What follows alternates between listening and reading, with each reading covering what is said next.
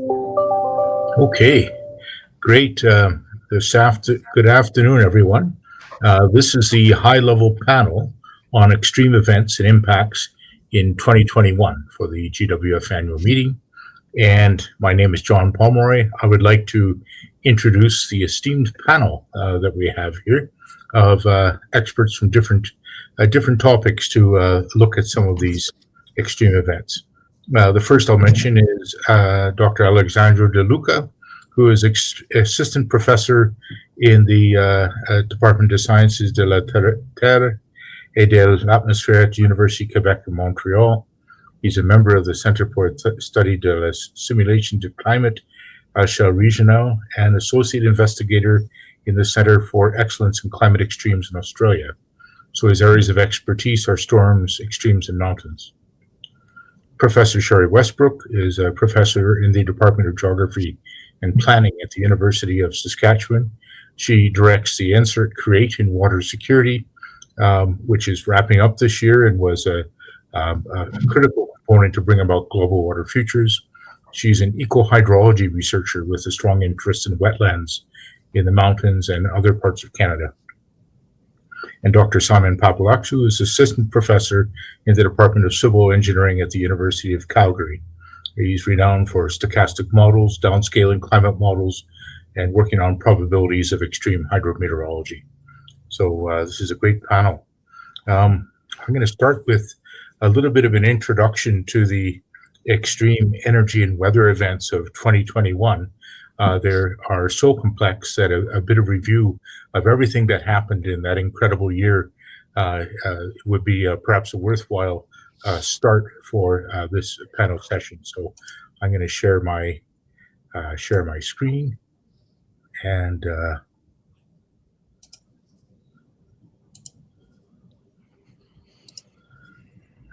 okay.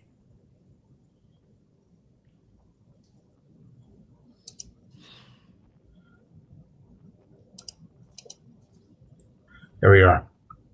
All right. So here's a bit of a graphic that really has a very light touch describing what happened to Canada in 2021.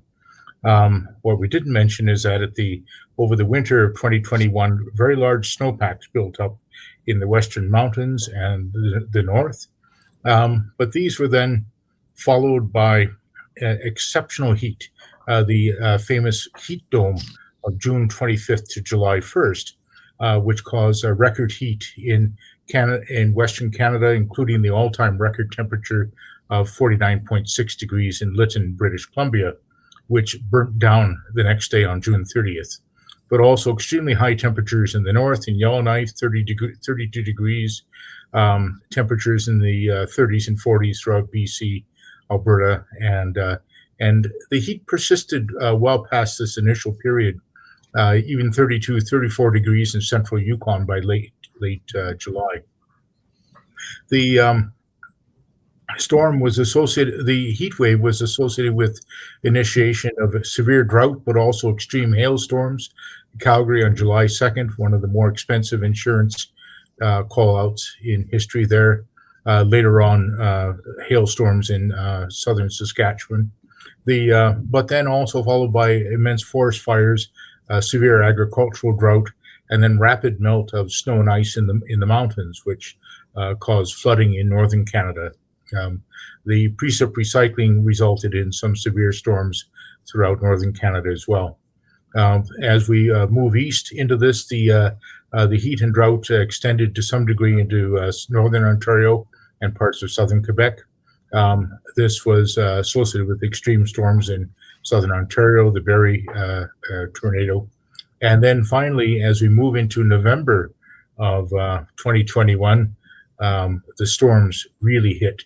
And so the lower mainland flooding in British Columbia starting on November 16th, and the washout of the Trans-Canada Highway really just a few weeks later on November 24th, 25th in Newfoundland. So east and west coasts were both hit by severe flooding in November. So that's quite remarkable. Let's zoom in on a few aspects of this that will be kind of interesting. One is the heat dome, and this is data from NCAR in Colorado, the National Center for Environmental Prediction. And this is showing the progression of the heat anomaly. These are differences in temperature. So when they're green, yellow, or red, these are temperatures above the long-term average.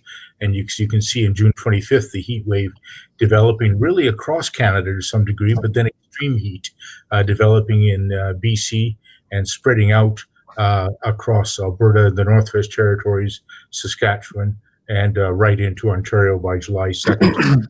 And still some strong heat in Eastern Canada persisting into July. So that's without much explanation about how it occurred, that is what occurred with that particular heat wave. One of the first things that spawned, because this is really simultaneous in many ways, was severe drought. And drought that went from southern to northern Canada and from western to eastern Canada to some degree. The drought was already forming at the end of winter, and the southern prairies had virtually no snowfall in many places, and soil moisture was already declining from previous drought years, as you can see in April here. As we moved into May, we saw bits of the drought also developing in southern Ontario, southern Quebec. By June, it was very, very severe, extreme drought and exceptional drought in southern Manitoba, but with drought from Vancouver Island right into the Maritimes. Things became very, very severe following as we moved into July and August and September. And so really what we saw was a national drought, but it's much more than that because it was part of a vast North American drought that extended well down into Mexico and had severe drought areas in the Dakotas and other areas along the Canadian border. And while it was perhaps short-lived in many parts of Canada, that drought has been lasting for over 10 years in the southwestern United States, where it's classified as a mega drought. So what we saw was a little extension of that mega drought into Canada over this period of time. And so perhaps not the most severe everywhere, but perhaps the most extensive since meteorological records have begun simply having something that was coast to coast rather than a regional drought. And tremendous impacts. In Saskatchewan alone, $2.4 billion crop insurance payout, 40% drop in prairie crop yields, and 100 million acres of agricultural land impacted in the prairies alone. So as we move forward, what happened to the rivers? Well, in many cases, they went dry. This is a photograph I took of one of the tributaries of the Bow River in the mountains. It was bone dry.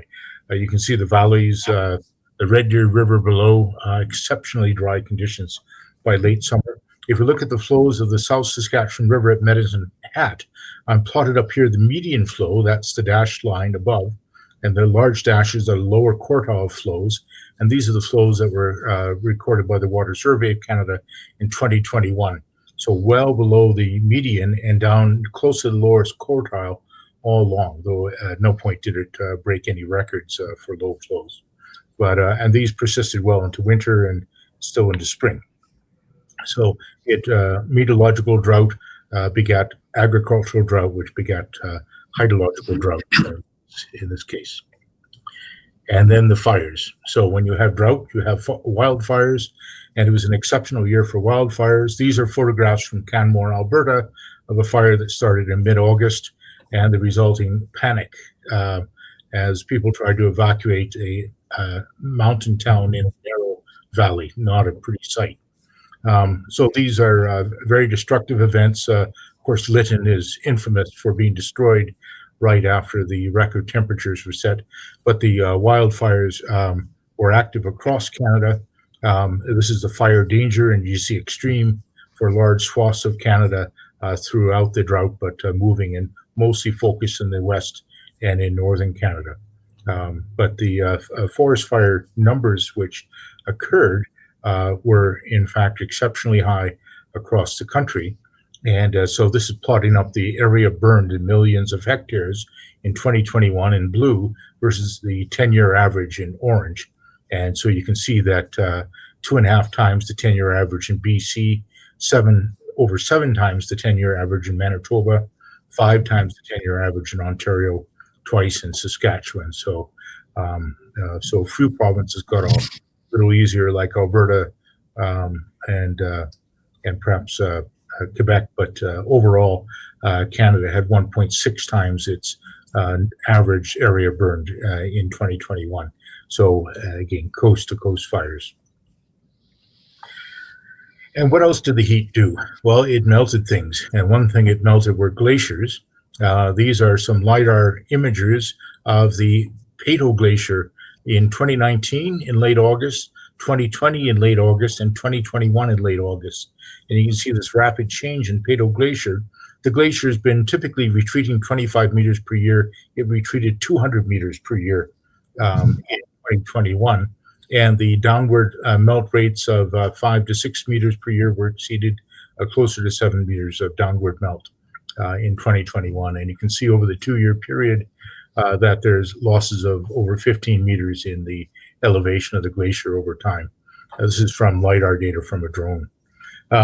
This was reflected in stream flow. Here's a photograph of the headwaters of the Bow River coming off the Bow Glacier in late July, and it's just gushing away right down then on a hot sunny day. And if we look at the Water Survey of Canada stream flow data for the Sunwapta River, which is just downstream of the Athabasca Glacier, and the records here go back to 1948, you can see that the annual peak was the 80% higher than the long-term mean annual peak on that river. And the total discharge was 36% higher than the long-term mean discharge. So truly exceptionally large amounts of water coming off the glaciers, which provided some relief, but not that much, because the other parts of the Rockies headwaters were not generating much stream flow at all after the very, very rapid snowmelt occurring in late June and early July. When you go up to the Yukon, the snowpack had been well above any recorded values over many decades, and so very deep snow and high mountains and glaciers in the headwaters of the Yukon River, and so that caused flooding, which developed in July and through August and just persisted. It kept on and on and on as the melt kept going. This is the hydroelectric dam just above Whitehorse, and putting out about as much water as it can. It could have put out a little bit more, but not too much. You can see the late July snow and ice cover over southern Yukon is exceptionally high in that area. And this is a forecast model of MESH showing the predicted flows of the Yukon River at Whitehorse. This is the median flow down here, the dashed line. The upper dashed line is the upper quartile flow. So these are record high flows of the Yukon River at Whitehorse. And then we'll wrap up with the BC floods of November. $7.5 billion of damage in that very short event. Absolutely horrific loss of infrastructure, homes, damage to communities. And so if we look at the precip amounts from the NOAA, NSEP, NCAR composites, it's showing an atmospheric river hitting the northwest US and southern BC in amounts exceeding 140 millimeters. When we look at the kappa precipitation that Gillette et al., and this was Francis Wyers presented this earlier, it was just excellent analysis. We can see in areas that we had precip amounts 400 millimeters over just a few days, 2-day amount in this event. The stream flow return periods, some of them exceeded 100, 1 in 100-year events. And certainly for the time of year, some of the discharges, such as in the Coldwater River, were 7 times higher than you would normally expect in November. So incredible events, and the infrastructure is still not repaired. People's lives are not back to normal. They're not back home yet. So the social impact on those communities and the economic impacts are still to be counted. So we'll stop right there and go back to our panel and ask them some questions about all of this. And so I'm going to start with Dr. Papalexiou. So Simon, what are extreme events that we're talking about here? How do we identify them? What was special about that 2021 heat wave in particular? Thanks, John. Well, that's a little bit of a tough question, but I will try to give a reply. And I mean, it's a little bit tough because it's a little bit subjective. And what we perceive as extremes depends on our viewpoint. And I will give an example. Sometimes we see in the news the effects that extreme have on damage, on infrastructure damage, like highways, bridges, pipelines, railways, and also fatalities. This is what typically plays on the news. But this is not necessarily the optimal measure to assess extremes. First of all, we have rapid expansion of the human environment, urbanization, and in many ways we have eliminated, if we're talking about flooding, we have eliminated the natural pathways of water. But water never forgets. Water always remembers and will try to go to the same pathway that it used to go over the many, many last centuries. So sometimes when we interfere with the natural pathways, we get this huge distraction. And since my expertise is on probabilities and assessing the risk, I may say that many of the infrastructure that we have designed over the last decades, the new ones as we expand, I believe that are not really considering the real climate variability, not to mention, of course, the climate change. And of course, now there are many efforts trying to consider the climate change and what is coming, but many of the current infrastructure have not considered these upcoming changes. And I think this is also one reason that we're going to see more and more frequent, let's say, disaster. And another example on the, let's say, subjectivity of extremes is if we consider two urban environments, one of them is very well developed, they had many resources and they have designed everything carefully, and then we have another urban environment without,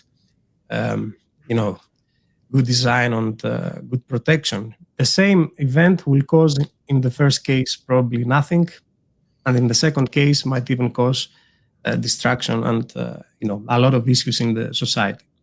So I'm just saying that it's not the optimal way to assess if an event is extreme based on the fatalities or distraction. And, I think there are other ways that I will speak about. The other way that, again, plays in the news frequently, and you mentioned some of these examples, are, for example, distraction or how these extreme events harm ecosystems or crops, for example. Nowadays, we have these vast monocrops, and we don't know actually these vast monocrops are resilient in the natural fluctuations, or if they have designed in an appropriate way to sustain all of these fluctuations. But of course, when we have some huge economic losses, as we had this year in Saskatchewan, of course, this might be an indication. Maybe a better way is to assess natural ecosystems that have been there for centuries and centuries, like the boreal forest, and we see this, for example, huge heat wave we had, if it caused extensive, let's say, destruction in the trees' mortality.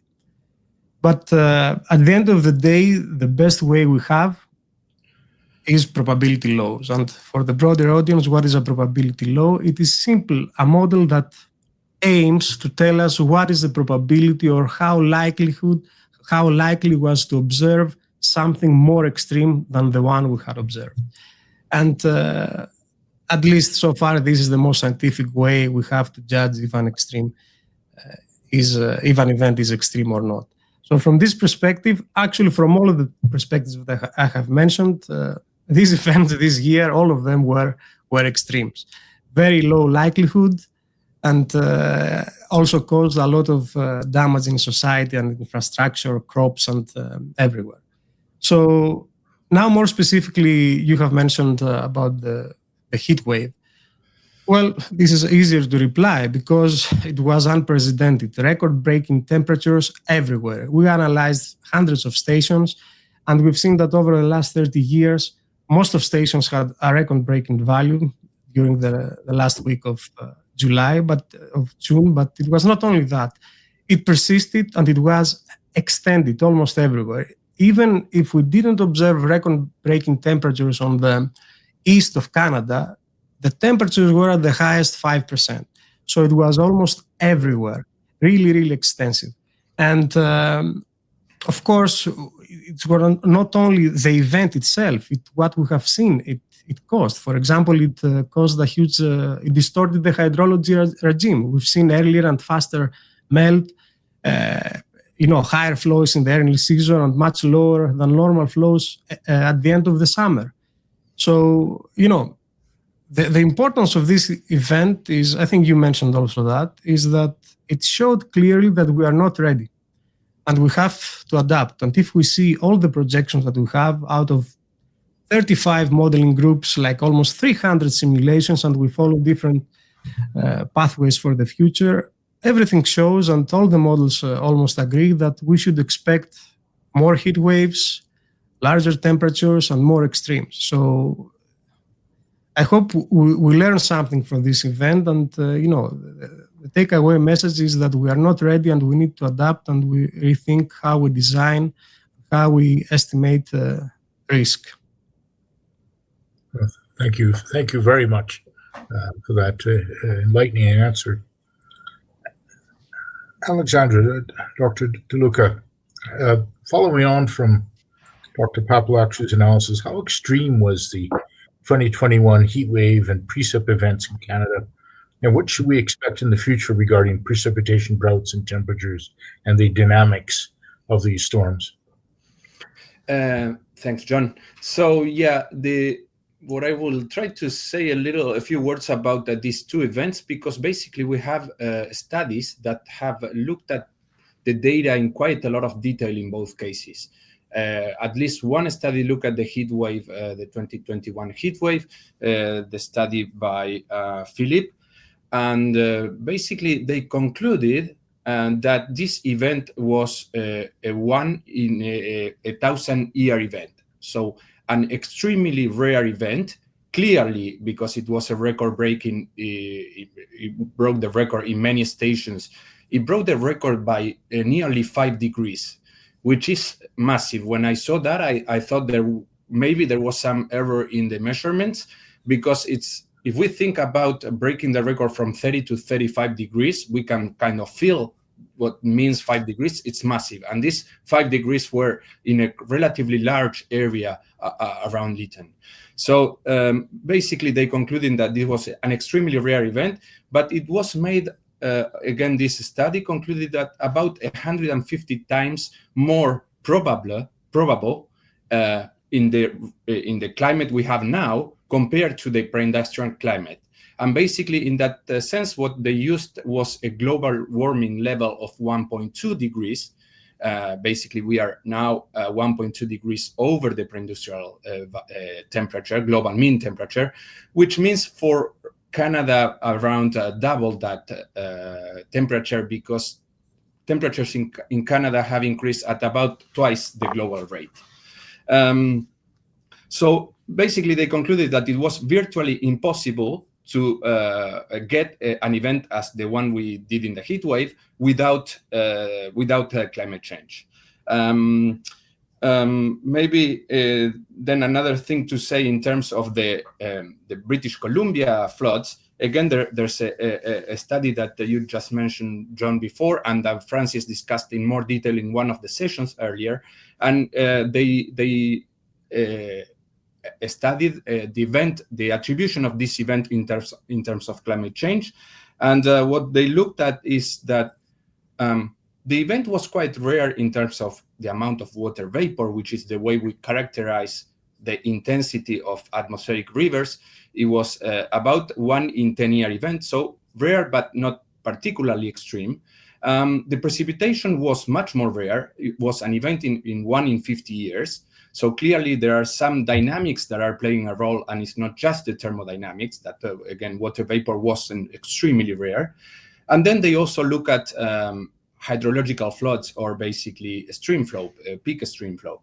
And for each of these variables, so one real thermodynamic, one precipitation that has influenced by thermodynamics and dynamics, and one that influenced the stream flow, they concluded that in climate change made all of these three observations much more extreme than they would have been in a climate with 1.2 degrees at the global scale cooler. So basically about 60% more extreme for the water vapor, and a little more for the stream flow. Now, what I would like to finish this basically question is that this shows that climate change is playing a role in most of these events. It is very clear that climate change is playing a role, for example, in the heat waves. We can attribute that to large extent and almost to most of the changes are related with human-induced climate change. We can do that to some extent for extreme precipitation, even if, for example, we are not still able to detect trends in the last 20 or 30 years in extreme precipitation over most of Canada, largely probably because there is still large internal natural variability, and so we cannot really distinguish these increasing trends. But then there are other, so we have a lot of confidence in some variables, so temperature and heat waves. We have some confidence in other variables because we understand the physics of why we should expect more precipitation. But then we get to droughts, for example, where we have relatively low confidence. And for example, if we look at past trends, we have identified some increasing drought intensity and severity in some regions in North America, but in most regions in North America, we are still at relatively low confidence. The projections are a little better, a little more, or we are a little more confident with the projections because we kick the system a little harder, so we start to see some signals that are more important. But we see also then that depending on the extreme event we consider, the confidence that we have that climate change is playing a role might differ. Okay, great. Thank you very much.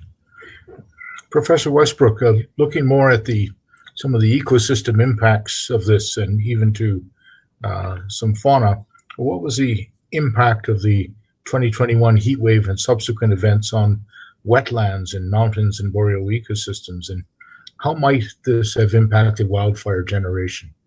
We think of wetlands so much as part of ecosystem control on extremes, and so it's interesting to get your perspective on how they responded and how they affected these events. Well, thanks, John. So mountain peatlands might be kind of limited in their spatial extent, but they are vital ecosystems for biodiversity, for habitat, and for carbon and water cycling. And one of the most important eco-hydrologic characteristics of peatlands is the presence of saturated soils. And that means that the water table is near the soil surface, which creates an interaction of kind of groundwater flow with biologically an active zone where plants and soil microbes dominate biogeochemical processes under low oxygen conditions. And these conditions contribute to the critical ecological services that are provided by peatlands, including the sequestration of atmospheric carbon and the storage of water. I think that there's generally a conception that peatlands are resistant to summer heat and drought stress because they have a complex set of feedbacks that generally maintains a wet peat surface. And while that idea holds true in many places, mountain peatlands don't seem to respond the same way to hot and dry conditions as peatlands do in other geographies. And so we've been studying peatlands in the Canadian Rockies for a while. And we found that peatlands that are located near the bottom of the mountains in the foothills are prone to drying over the summer. They tend to experience a water table drop of somewhere between 0.5 meter to 1 meter, depending on how often and how much it rains. And in comparison, peatlands that are located high up in the mountains near the peaks in the Alpine tend to receive a lot more snow and shallow groundwater than their foothills counterparts, and so maintain pretty wet conditions throughout the summer like we see in boreal peatlands. And so peatlands in the Alpine and foothills responded to the heat wave in 2021 quite differently. In the foothills, the heat wave happened well after the snow had melted, and so the peatland water tables plummeted at a rate faster than we'd ever seen before. They dropped a little bit more than 5 centimeters a day, the water table did. And then, that 2 weeks or so after the heat wave passed, we're still really a warm period, and there was no rain. And so the water table in the foothills peatlands continued to steadily drop. And by the beginning of August, we had water tables of 80 to over 1 meter below the ground surface. In the Alpine, though, the heat wave produced air temperatures higher than we'd ever measured before, as you had just heard. And the heat wave happened while there was still a considerable snowpack in the uplands, and while there was still a little bit of snow on the peatland surfaces. So initially, the heat wave caused rapid melting of the snowpack, which led to flooding of peatlands, as they tend to be located in these valley bottom positions. And just like in the foothills, the weeks following the heat wave were still really warm and lacked rain. And it was during that period where we saw the water tables in the Alpine peatlands plummet, falling at a little bit slower of a rate, but about 2 centimeters per day. And so warmer and drier conditions like we saw in 2021 are known to increase wildfire risk of peatlands. The wildfire risk of mountain peatlands has not been studied, but it's a topic of much research attention in the boreal forest, especially through the Boreal Water Futures Program. And treed peatlands can accumulate these above ground fuel loads similar to upland stands, and so at risk for crown fires. And then that passage of a crown fire can initiate smoldering combustion. And smoldering fires can burn without a flame and propagate deep into the peat, maybe a meter or so. There are sources of smoke and air pollutants, and of course, atmospheric carbon. And the problem with smoldering fires is they can burn for a long time. That can be weeks to months, or in some cases, years. And that means that smoldering fires require considerably more resources to extinguish.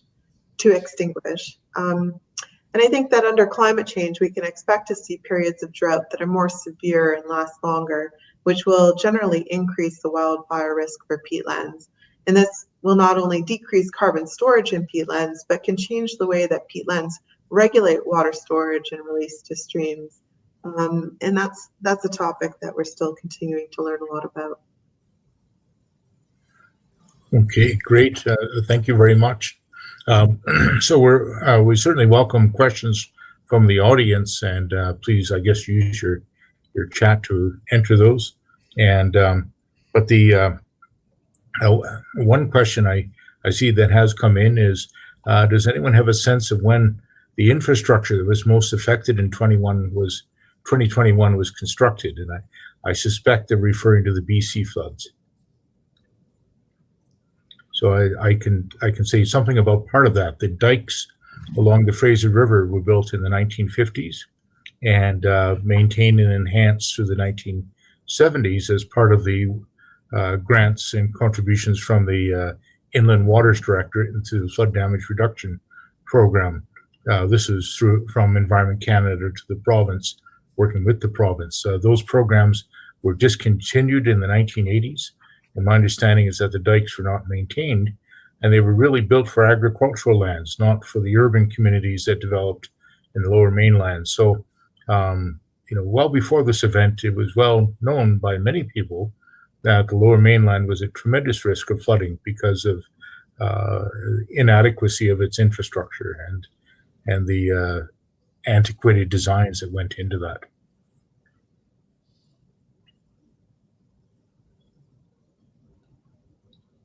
Okay, maybe another question that I would ask each of the panelists to answer in turn. What do we need to learn from 2021 moving forward? And we'll start as we addressed, to start with Simon with that. So a short answer, and then we'll move to Alejandro and then to Cherie. Yes, thank you, John. I think I mentioned that this is a warning that we have to take into account very, very seriously for the future. I think we are not ready. And we need to update our design methods on how we actually are assessing the risk of future extreme events. We need to base our models on non-stationarity, because it is well accepted now that global warming is here. It's going to progress. Probably it's going to get intensified. So we need to change, the standard engineering practice that it was typically based on a stationary environment. I think we should learn from that for sure. Okay, thank you. Alejandro. Yeah, I will complete what Simon says. There are a few phenomena that led to extremes, and you mentioned earlier, John, was tornadoes and thunderstorms and hail. And the way we represented some of these phenomena, particularly when they are very fine scale, it's implicitly in the best of the cases today. And so I think we need to push our modeling capabilities to represent those phenomena explicitly and the best we can. Clearly, there are a lot of challenges in terms of computational resources to perform similar simulations that we are doing today at, let's say, 20 kilometers, to do them at 1 or 2 kilometers. But I think there are a lot of gains that we can get from pushing the modeling community in that sense. And it's certainly a big challenge, because other processes start to be really important, for example, for hail microphysics and these kind of things. So I guess in some way, yeah, that would I suggest. Okay, thank you. Cherie, what do we need to learn from 2021 moving forward? Thanks, John. I really agree with what Simon and Alejandro said. We really aren't ready. And, as a society, I think we need to change our perspective. And that's critical to do, especially here in Western Canada, is that we really need to embrace a range of nature-based solutions in addition to engineered solutions to adapt to a changing environment. Yeah, it's an interesting setting, and I was thinking that back during the drought, many people in Manitoba were talking about whether they could store water somehow in wetlands through the dry periods, and then they entered extreme and extraordinary floods. And what wonders, at least in the upland parts of Manitoba, what greater wetland retention might have had on the flood generation that flowed down onto the lowlands.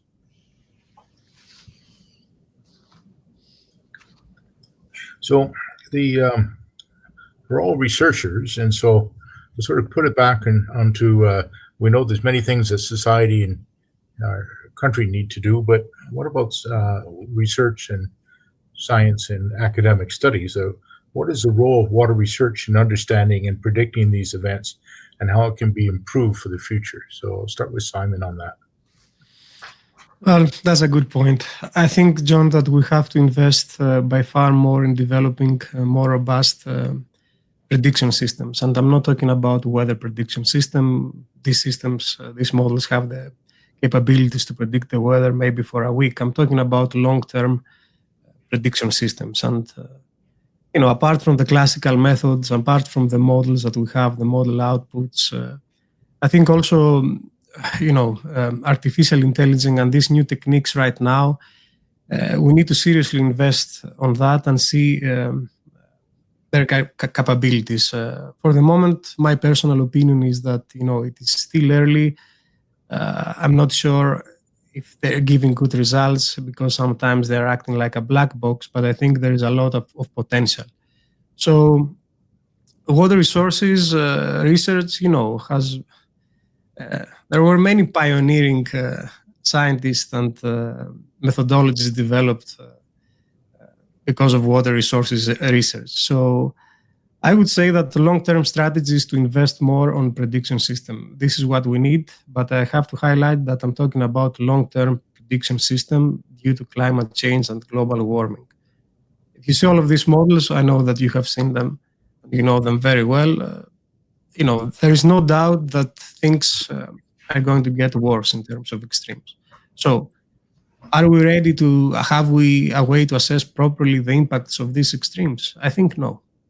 As I mentioned, this was a huge warning that this will come again. It's not a matter if, it's a matter of when, and assessing the risk more robustly so we can be more prepared next time. Okay, thank you. Alejandro, what's the role of water research in understanding, predicting these events, and how can we improve it? and interpret water in the broadest sense, including hydrometeorology. Yeah, what I would add to what Simon says, and improving in modeling, is that it's unlikely we will be able to improve models and improve our understanding of some processes that is today quite limited if we don't measure better. And so I guess it also means that we need to invest in observations that might mean in situ, might mean better satellite algorithms, maybe better instrumenting satellites, etc., because one limitation we have today when we develop models is that we just don't know what are we aiming for or what's the truth.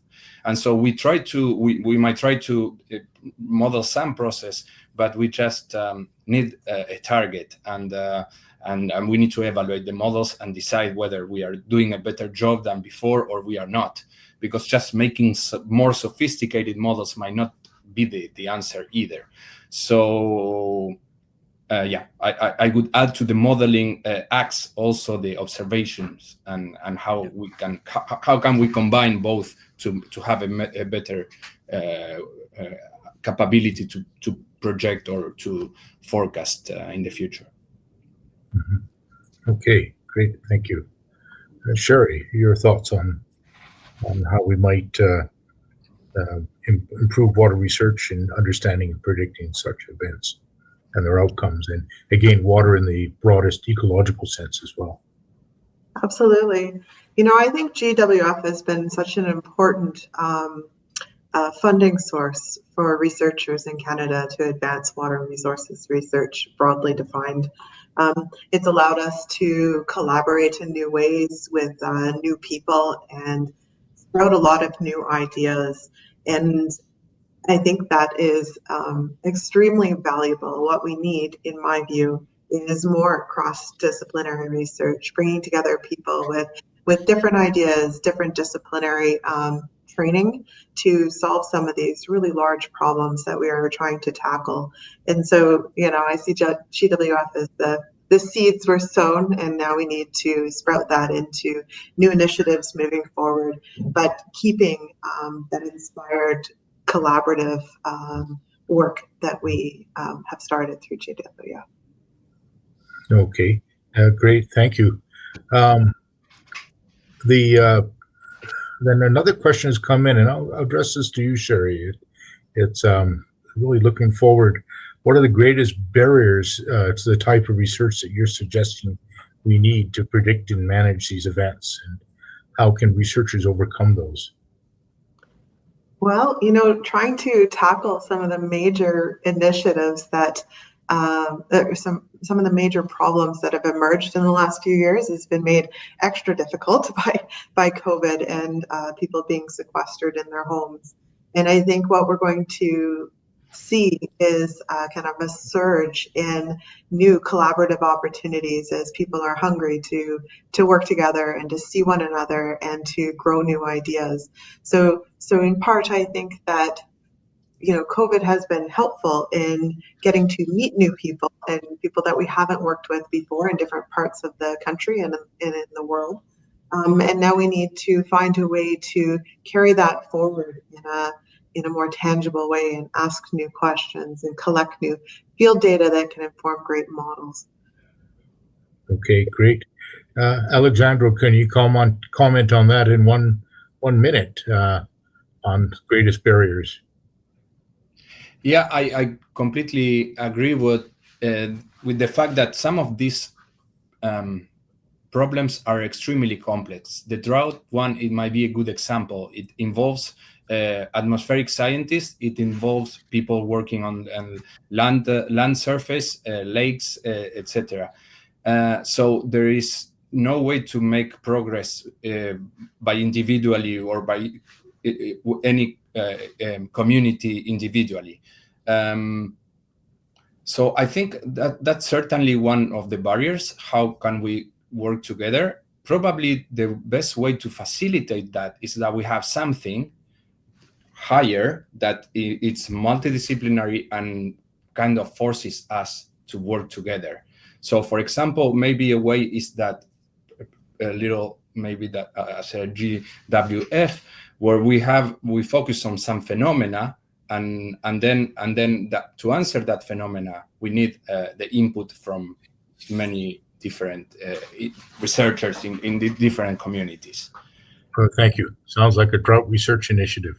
I'll wrap up there. Our time is finished, and I want to thank our esteemed panelists for their deep thinking on one hell of a year, and also a warning that 2022 is looking just as exciting so far.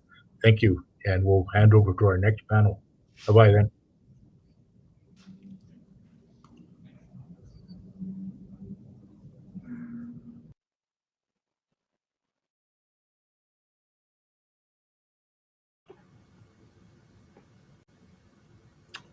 Hi, everyone.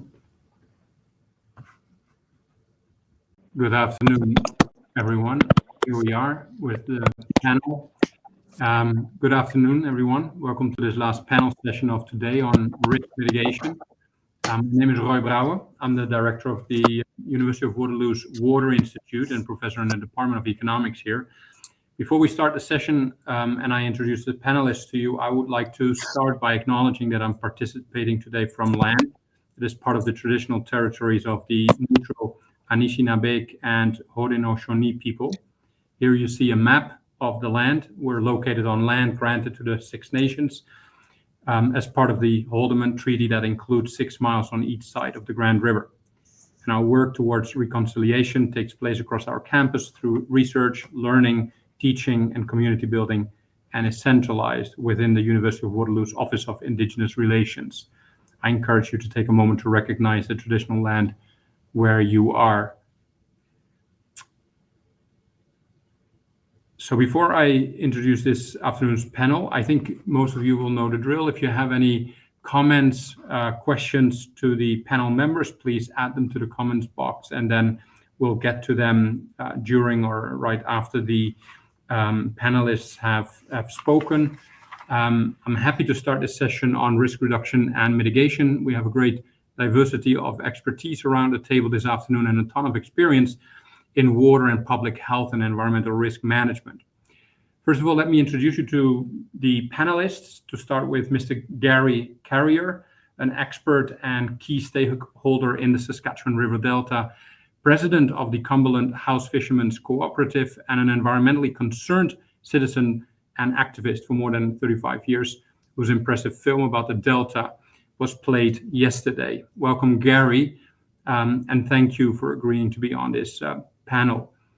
The second panelist is Dr. Lalita Bharadwaj, professor in the School of Public Health, focusing on community health and epidemiology at the University of Saskatchewan. Also, a warm welcome to you, Lalita. Thank you for joining.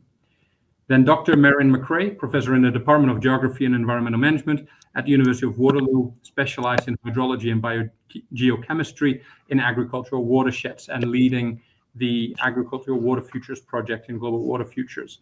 Thank you, Merrin, also to you for joining. And finally, the fourth panelist is Dr. Pat Lloyd-Smith, professor in the College of Agriculture and Bioresources at the University of Saskatchewan and specialized in water economics. Thank you, Pat, and thank you all for agreeing to be on this panel. Nancy Goucher is the rapporteur for this session, and a big thank you also to her for taking notes. Just to let you know that for this panel session, we all agree to address each other on first name basis. So that's why I'm introducing you to the first panelist as Gary. I'm going to ask you the first question. The theme of the panel session is the reduction of risks from various perspectives. And my first question, Gary, is to ask you whether you can share with us your view on the main risks you see Canadians facing and vulnerable groups within Canadian society that require attention and action, in your opinion? Well, I guess to maintain, I'm trying to sustain the water.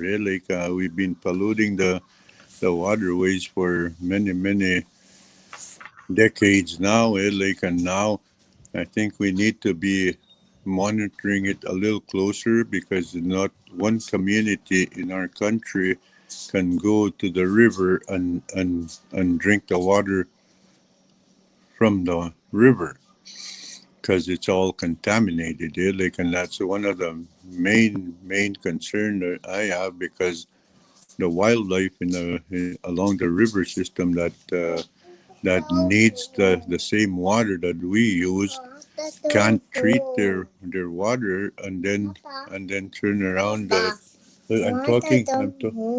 Okay, I'm talking. I'll finish talking. I'm sorry about that, guys. But anyway, that's the, I guess, the main reason why I try to be a whistleblower and what's happening because of my grandchildren, because I don't know what they'll be facing when they 20 years from now, 30 years from now, like, and I've seen the change myself, like in the past 40 years, I guess, like how this delta, how it used to be so rich with wildlife, all species, like, and now today, like all the, like it says, I said on that video, like all species are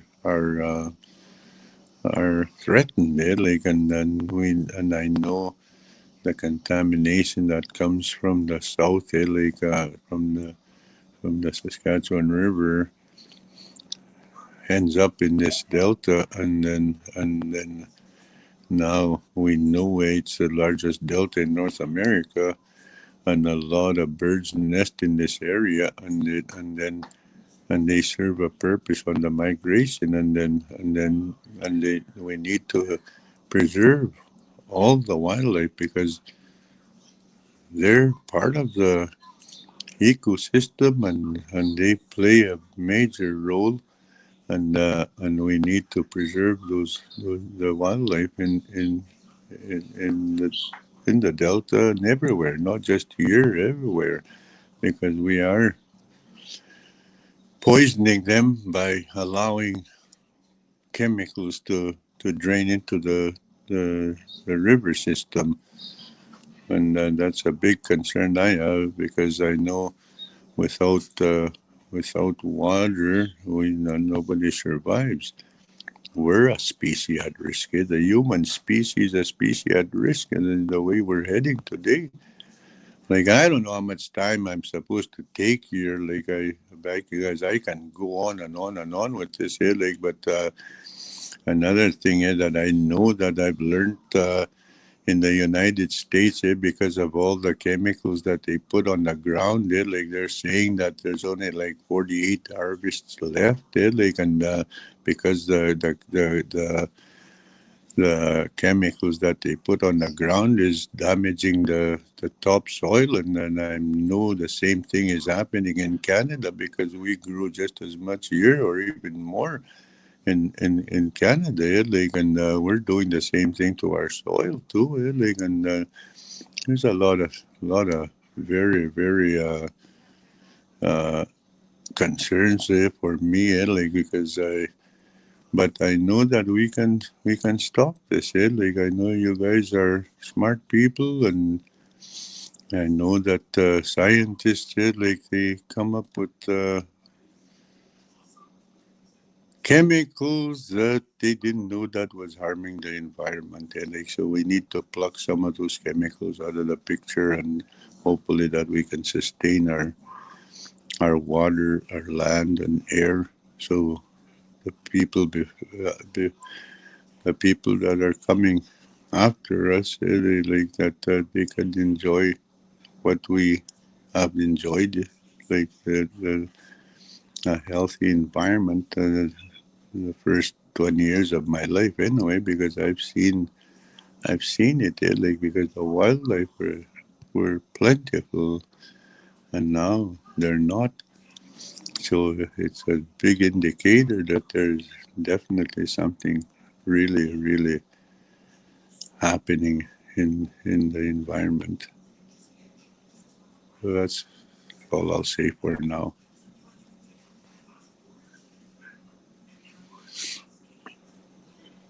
Oh, I can't hear you. Sorry. After 2 years, I'm still getting to unmute myself. So I thank you very much, Gary. And a lot of the costs are located further upstream, I heard you say, and it's very difficult for people who live further upstream. They don't actually often are aware of some of the impacts that these upstream activities may have. Do you have any experience with people visiting, upstream people visiting, or stakeholders, or companies from upstream visiting the delta and discussing these issues with you? No, nobody. Like we UFS, like me, Graham, and we went visiting some communities in the south, like and in Alberta, and to tell them to tell about the delta, like and because they didn't know what's downstream from them. They don't know, they're not aware. But now today, like we're more we're bringing out that there's people living downstream too, and there's wildlife downstream, and we're doing whatever we can to bring awareness. And I've tried to, like, it's not by accident this delta's here. Like, it was created to be here, and then all the birds like that come and nest here, need this place, like, and otherwise because I don't know what all these birds do, what their part is, but I know they're doing something to the environment to try and keep it healthy. And then if we take them out of the picture, I know for a fact that we will pay a price, like if we don't, because every year I've read in National Geographics in the United States from all the chemicals that they use to enhance their crops and whatnot. A lot of birds are being poisoned every year. Like 75,000 birds in just that one state each year die from chemicals, and that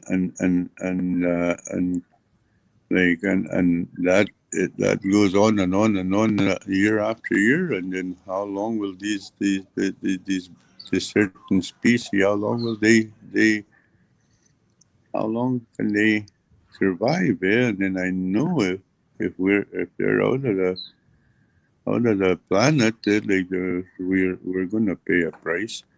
And but see, that's, I guess, education is very important. That we need to educate the people that what's happening outside of their little circles, like, because they don't know what's going on. They don't know what's going on we need to educate them. And then I think maybe in the future, I've always wanted, one of my wishes was that to start a curriculum in every school in Canada, so to teach of what's happening with the environment, and then hopefully that they will be better stewards than us, because they'll know what's going on. If none of us learned this in school, then like what's happening in the next town or whatever. But if we learn at least what's happening in our own provinces, I think we will create better stewards in the future, because they'll know ahead of time that they need to be careful how they impact the environment. And I've always stressed, and I always wish that one day somebody will do.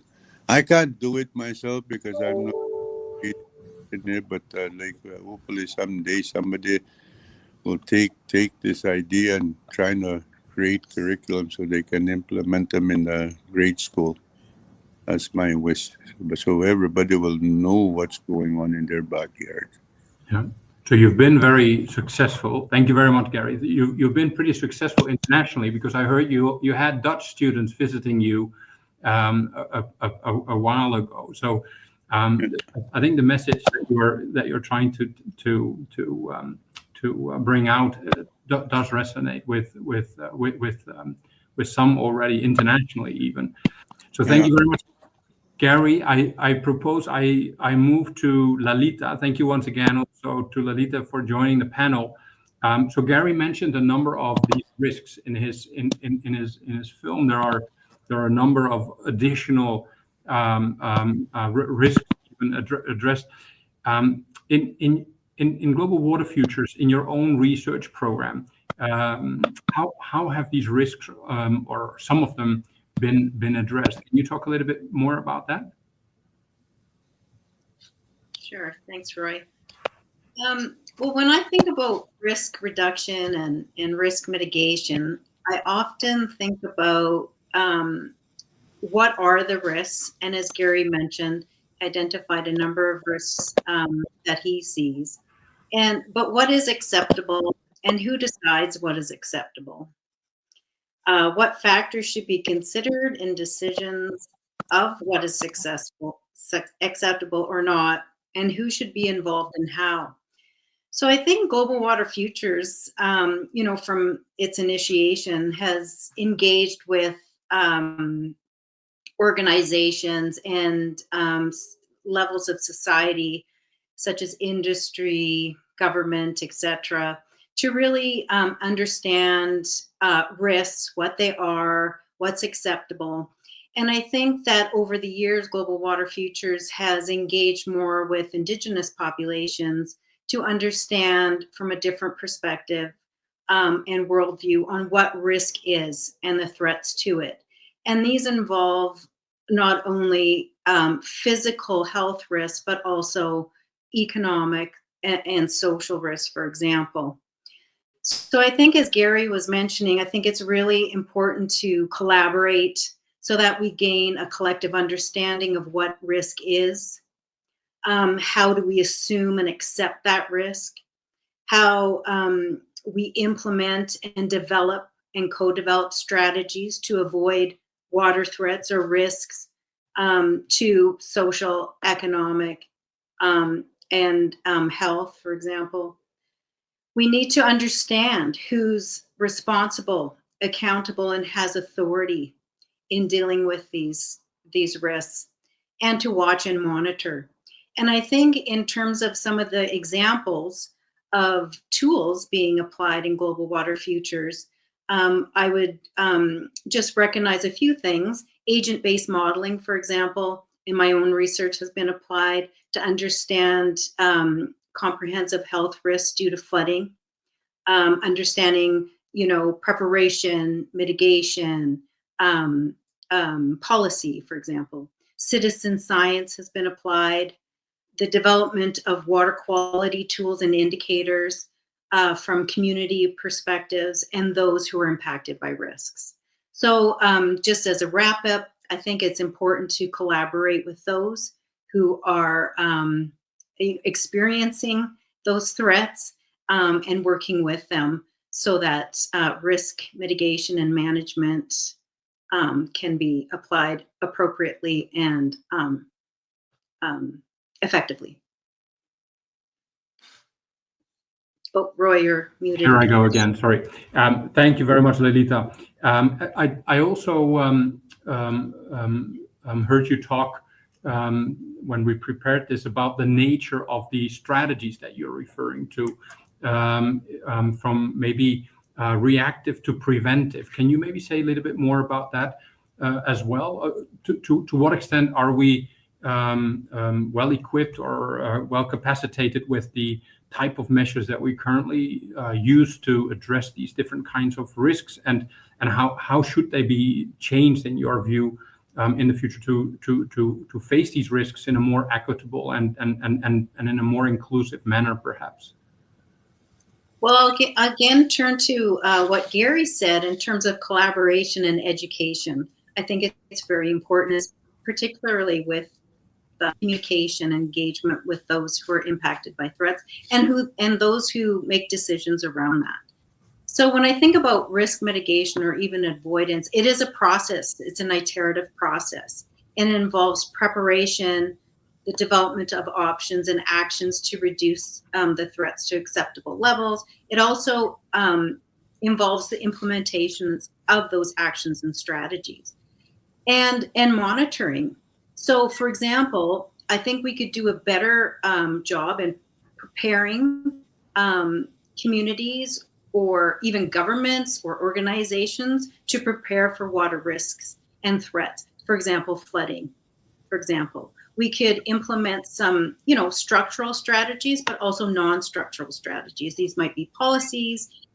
These might be educational programs to prepare citizens for, water threats such as flooding. And I also think we don't do a really good job of monitoring the process of our risk avoidance and mitigation strategies through the whole process, from preparation to evaluation. And I think there needs to be some better evaluation tools on how we're doing. So basically determining ongoing risk status and any emerging risks. Thank you very much, Lalita. So I hear you both you and Gary talk about awareness raising, education. I'm going to move to Pat. Pat, you're an economist and you focus especially on behavioral economics, which is about how do you incentivize people to do the right thing. What role do you see scientific data and information, awareness raising, educating people play when it comes to these water risks? Do you maybe also have some examples that you can use to illustrate the importance of awareness raising? And is it enough? Economists like to use these financial incentives. Can we get away with awareness raising, education, and will that be enough to get the behavioral change that we're maybe looking for? Yeah, thanks, Roy. On the one hand, it's really hard to overstate the importance of good scientific information in terms of helping Canada as a society move to manage and mitigate some of these water risks. On the other hand, and a lot of the presentations we've heard today and yesterday and tomorrow kind of motivate the research of, we don't understand X, look at this science that was done to help us sort of understand these different water risks. But on the other side, I think we also have to be cautious about sort of the limitations of what scientific information can provide in terms of solving. I think Lalita and Gary both kind of touched on this. But first, just providing information is probably not enough. It's probably an okay first step, but we've talked about people are going to face barriers to responding to risks, whether that's financial barriers, could be systematic discrimination. There's a whole host of barriers that people can face when responding to risks. So just providing that scientific information may be a start, but it shouldn't be sort of the end part of that conversation. And then also just sort of the types of information that's provided. So one finding that we know there's been a lot of really rigorous evidence on this is that people don't respond to scientific information. And I know that's true because I've read those studies and I still think that people respond to scientific information. So we need to also be really careful about how we sort of think about communicating risk. And, I hesitate to say this at a science meeting, but probably scientific information is not the type of information we necessarily want to be communicating to the public if we're interested in sort of people responding to risks. Having said that, so just quickly on a couple of examples, I think we see this in other parts of society where the government has moved beyond just a sort of, let's just provide some information and let everyone else figure it out. So we see this in agriculture where farmers and agricultural producers face a lot of weather-related risks. Yes, the government provides a lot of scientific information, weather forecasts, etc., but they also have a big business risk management program where collectively as a society, we're helping sort of farmers manage those risks. And not necessarily to say that that's a model that we should follow for other types of water-related risks, but just an indication that when we're talking about a whole host of different water-related risks, there's a role for government beyond just sort of providing information and letting sort of individuals or markets or even sort of local municipalities figure it out. And we see that in other cases as well. Thank you, Pat. Merrin, I'm going to move to you. Pat was talking about agriculture, and you're obviously the PI in agriculture, water futures in global water futures. If I think about water and agriculture and risks, then maybe quickly one would think about water and food security, and they're obviously closely linked. Can you tell us a little bit more about how you address and maybe reconcile both water security and food security in agriculture water futures? Sure, thanks for the question. So regarding the need to reconcile both water and food security, we're looking at both water quality and crop production and interrelationships between the two. And I know that we're certainly doing this in agricultural water futures, and it's also being tackled in some other projects, which I'll talk about in a minute. So it's really important that we do this because we don't want to make recommendations or look at risk from one perspective without looking at it from all perspectives. And we don't want to be making recommendations for actions that may change one thing, like, for example, water quality, that might potentially be at the expense of something else, such as food security. So we really have to look at these together and their interrelationships so that we're making choices and we're making recommendations and that are going to be appropriate and maintain both water and food security. Yeah. Thank you. And so agriculture water futures is covering a very big area. So you have case studies in the Great Lakes Basin where we work in among others the Grand River watershed. There's a lot of work going on, of course, in the prairies, and some of that work is also related to activities that then influence the further downstream the delta that Gary was referring to.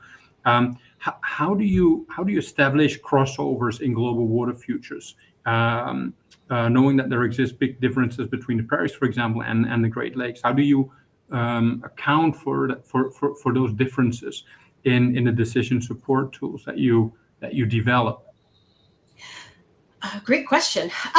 Okay, so I think that actually global water futures has been quite strategic in how this has been approached. So if you think about the different types of projects that are being done, some of them are very regionally focused. For example, we have lake futures in the Great Lakes region. We have prairie water futures in the prairies. We have, as some examples, but then we also have topical. So there are also topical or subject matter related projects. So example, agricultural water futures or IMPC, which is the modeling platform for Canada. So the fact is that we're tackling things from really very different perspectives. And I think it's really important that we do these things because there are things that are very relevant at a regional level and things that are relevant at a national level. And there's going to be obviously there's going to be a lot of crossover between both of these things.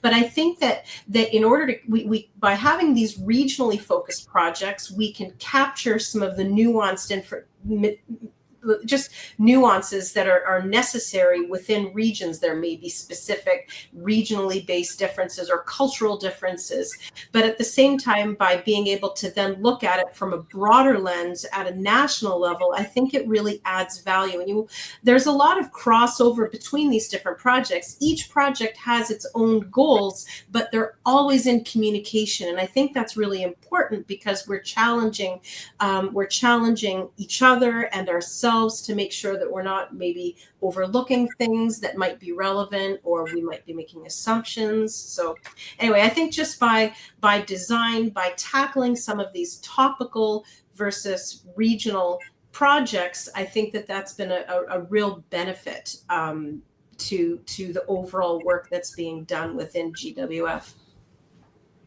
Thank you, Merrin. Maybe before I turn back to Gary, Lalita, and Pat, is this also your experience a little bit in global water futures, or do you have experiences like the ones that Merrin is referring to, that you participate in these topical projects versus these local projects? Pat, or maybe I'll just jump in. It's there's many ways to kind of look at water because it's just so complex, and I think getting at it with a diversity of scales, context, approaches is appropriate. I think the challenge that we always face, and I think Global Water Futures has had some success here and also some challenges here, is how to kind of package that together, kind of get those kind of bigger themes coming out of all of these multitudes of research programs without trying to stuff everything into a box. And I think we always have a tendency to kind of do that often when we talk about a lot of conversations that do have these layers of complexity. So, I think we're struggling through it. I think there's some successes we can point to, and then also some challenges. Mm-hmm. Thank you. Lalita? Any feedback? Yes, I think that solutions sometimes are local and specific, and I think that's okay, because sometimes answers cannot be generalizable. Lessons might be learned in terms of process and procedures perhaps, but outcomes may be context specific, and that's okay. We just need to accept that. Mm-hmm. Yeah. That makes a lot of sense. I have to admit, I learned a lot from the cross-fertilization between Waterloo and Saskatchewan when it came to IMPC, for example. So the collaboration with Saman Rasavi, who leads IMPC, the Integrated Modeling Platform for Canada, and Leila Eman, who I think was also yesterday in the program. So I really consider that those kind of collaborations very successful. Sharing of knowledge and expertise is extremely important. I think, Gary, I would like to go back very briefly to you and give you the opportunity to maybe reflect one more time on how you see how this research and science in Global Water Futures has had any impact or not in the Delta where you live and work. Has it made a difference over the past years to be involved in Global Water Futures, and what kind of advantages do you see of big multidisciplinary research programs like these?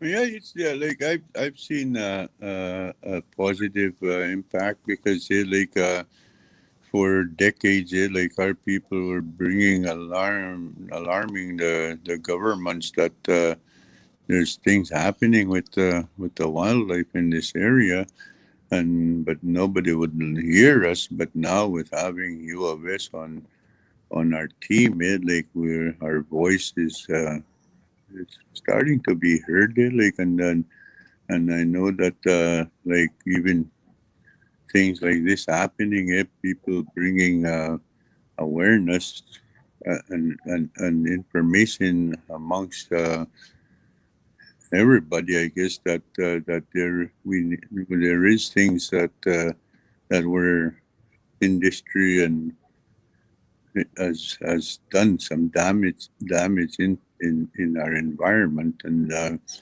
that's being heard now. And I think I think from here on, I think there will be some caution, I guess, into the future, because always recently again, we just heard on the news, the pollinating bees, they're hurting. Something harmed them last year, and a lot of them died. And I know, without them, there's no crops. And those are the things that people have to see. They have to see that the bees are not lying to us. They're not lying. They're telling us something. They're telling us something, and we might not.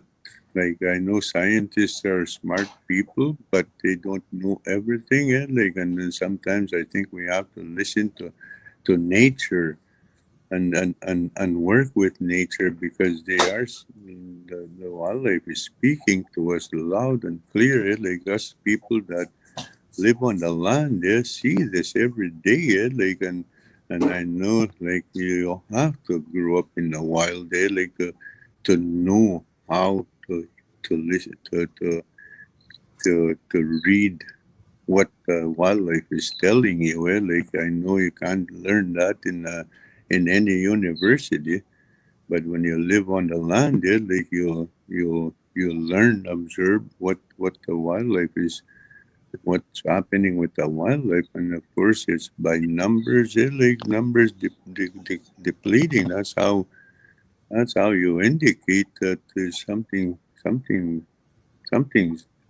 going on. Like, and I believe that people are responding to that. Like, and I know that we don't blame each. We can't blame each other. Like, who's doing wrong and who's doing right or whatever. Like, we just need to bring our hearts together and accept what's going on and try and learn from it, and hopefully that we become better stewards into the future. And that's what we need to do. Like, we can't fight each other. We can't try and outdo each other.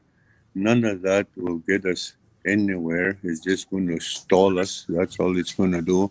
We need to accept that things are not the same today as they were 50 years ago. We just have to accept that, and let's stop and look back. What happened? Where did we go wrong? And how can we correct this? Yeah.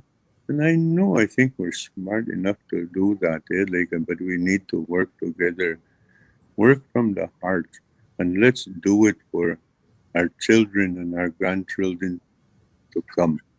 We have to do it for them. I know economy is very important, and it can continue, but we need to find better ways to move forward. Thank you. Thank you, Gary. Thank you very much. What I liked very much in your film was the emphasis on stewardship, and when you were talking about this, it also reminded me of a quote that I heard one of my colleagues give. Her name is Kelsey Leonard. She's a scholar here at the University of Waterloo. When we had a World Wetlands Day, and she was talking about love. You just have to love it, and then it will love you back. And that is a kind of conversation that you don't often hear in academic circles. That's not how we talk about. That's not how I'm used to talk about nature. We're all concerned. We're all we have a certain positive disposition against for the protection of nature, but it's not how we often talk about it. So thank you very much for your input. I see that we have another 7 minutes left. I also would like to give the opportunity to the audience to ask us some questions, to ask the panelists questions if you're still able to come up with some questions. It's almost 5:10 in the afternoon here in Waterloo. I don't see any comments, so my understanding is that Josh will forward any questions. So if you have any questions for our panelists, Lalita, Pat, Gary, Merrin, I see no questions as of yet.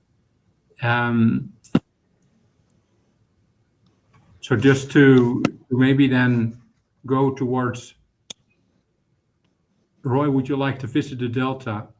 I would love to visit the Delta. I don't know who is asking me this question, but I would definitely like to visit. I actually come from a Delta myself. It's one big wetland. We modified it tremendously. It doesn't really look like its natural state. Graham, I know who Graham is. Thank you very much for the invitation, Graham. I would love to visit the Delta. I loved the film. It was very impressive, I thought. And if you talk about awareness raising, those kind of visualizations of what is really going on the ground, and with the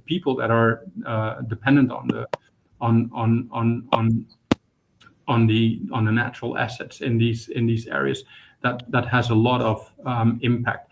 I want to give all the panelists one more time the opportunity to say one last thing. Merrin, you're working with farmers.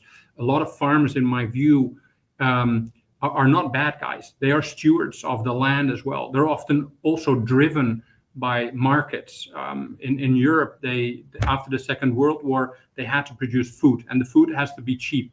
And already for decades, we're trying to transition to organic farming, but then when the consumer is in the supermarket and the consumer sees cheap conventional food and there is more expensive organic food, often the consumer chooses the cheaper food. How do you see this role of farmers in educating perhaps the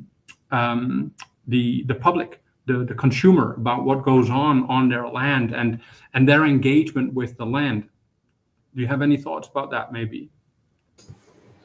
I think two-way communication is essential. I do think people are quite decoupled, the urban and the rural environment, and that goes to people understanding and you see it. People just want cheap food, and they don't necessarily always appreciate the costs associated with producing that food. So I do think that there is a decoupling, and I think we really need to build that up again and have that people become more aware of some of those costs, and that even has to do with even the not just the costs, but even the environmental degradation. I think everybody wants to have locally produced food, but they don't want to deal with any of the environmental consequences that might come from that. So I think it's a two-way, just increased communication, increased education would definitely be one starting point. But I'm sure others on this call would have thoughts on this as well. Yeah, thank you. Pat, maybe do you have some thoughts on this? You're working with consumers and their preferences, for example. For sure. I mean, I definitely agree with what Merrin was saying about this urban-rural divide that I think is a big challenge for that. And I think agriculture is kind of right in the middle of that divide where you have, and so in many ways, there's almost just separate conversations happening in our society of what's important, what type of future we'd like. And so that just makes it really challenging to have that divide or to bridge the divide and to address that. But there are ways that we can go about it. I think there's all of them have their challenges. I know one of the GWF projects that I'm a part of that we're trying to work on this is trying to understand sort of consumer demand for agricultural products coming from wetland friendly landscapes. So wetland loss is a big issue here on the prairies, and trying to understand to what extent are consumers willing to pay more to obtain these products that come from sort of more sustainable agriculture? And so sort of helping to bridge that gap between sort of who's incurring the cost of conservation or these activities, beneficial management practices, the agricultural producer, and sort of the broader society who's benefiting from that. So looking at that as sort of one mechanism to bridge that gap. Thank you, Pat. There is a question, after all, and it's about financial incentives, but it is also about well water testing. So I'm going to ask Lalita, if you don't mind, to answer the question, insofar you can. So it's about the limitations of education, how people understand scientific information, and the opinion that you might also have on having mandatory policies in place. To what extent do you think we need mandatory policies to make the changes that we're looking for? I hope I interpret the question correctly. Yeah, it's a great question. I think in terms of education, and I'll go back to what Pat said, it depends on the form, the format, how things are provided to individuals to reach the individual who's receiving the information. So I think it's important, particularly even in terms of well water testing. We've conducted a study where people don't even understand what the well water testing is for, what the results represent, what are the risks associated with the contaminants that are found in the well water. It's because they're not informed in a way where they understand and they can take up the information. So the form and format and the mode of communication is really, really important. And I'll just say one more thing, that in terms of mandatory well water testing, well water, if used for drinking, you need to understand the safety of your water before you understand why you have to test it. Thank you, Lalita. It's 5:15 here, 3:15 where you are. I want to take the opportunity to thank Mr. Carriere, Dr. Merrin Macrae, Pat Lloyd-Smith, Lalita Bharadwaj. Thank you very much for your participation in this session, and thank you to the audience for listening to us. Have a great evening and fun tomorrow again. Thank you very much. Thank you for joining. Thank you. Thank you. Thank you.